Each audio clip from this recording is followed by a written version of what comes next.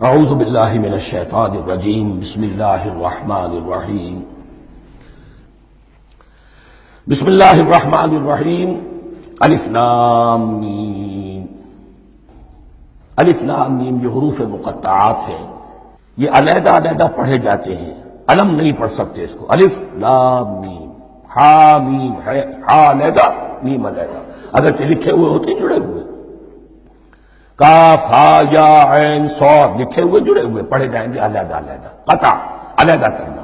تو حروف مقطعات، ان کے بارے میں ایک بات تو جو ہے اجماعی ہے، سب کے نزدیک مسلم ہے، ان کا کوئی حتمی مفہوم اور ان کے حتمی معنی کسی کو معلوم نہیں سوائے اللہ اور اس کے رسول کے۔ اس معنی میں یوں بھی کہا گیا یہ کوڈ ورڈز ہیں،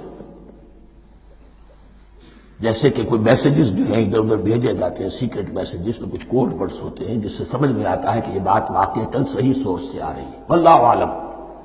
لیکن اس کا کوئی مفہوم اور اس کے معنی جو ہے وہ اتفاق اس پر ہے، اگرچہ بعض حضرات نے کچھ اپنی سی کوشش کی ہے، کچھ مفہوم جو ہے بنانے کی، وہ اپنی جگہ پر ہے، لیکن یہ کہ کسی حضرت عبداللہ ابن عباس رضی اللہ تعالی عنہما نے بعض ایسی کوششیں کی ہیں، لیکن ان کی رائے کو بھی ان کی ذاتی رائے سمجھا گیا ہے، امت نے اسے قبول نہیں کیا۔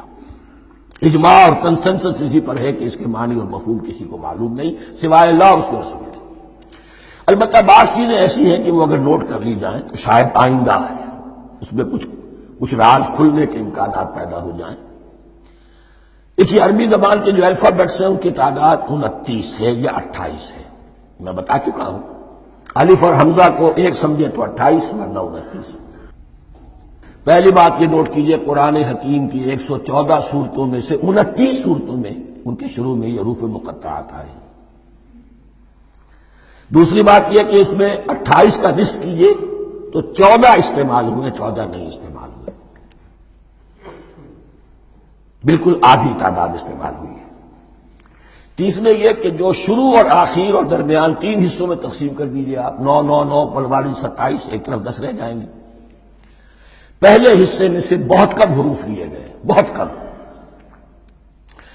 آخری حصے کے تقریباً تمام حروف ہیں، تقریباً۔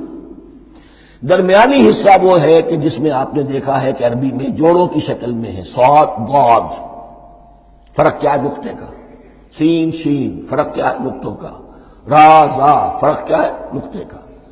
تو جو بھی نقطے والا لفظ ہے وہ نہیں لیا گیا، اور جو بغیر نقطے کے غیر منقوط ہے وہ لیا گیا۔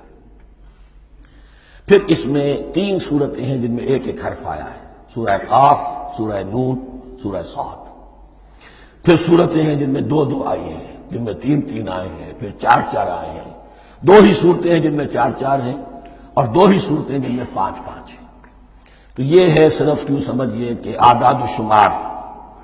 اس کے حوالے سے کچھ آدمی غور کرے تو شاید کوئی بات نکلے۔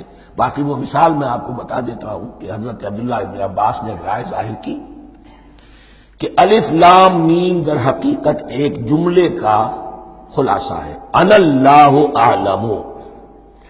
پہلا لفظ انا، اس کا الف لے لیا، درمیانی لفظ اللہ، اس کا درمیانی لام لے لیا، تیسرا لفظ اعلم، یہ آخری لفظ ہے، آخری حرف میم لے لیا، انا اللہ اعلم، میں اللہ جانتا ہوں، واللہ اعلم، واقعتاً اللہ ہی جانتا ہے۔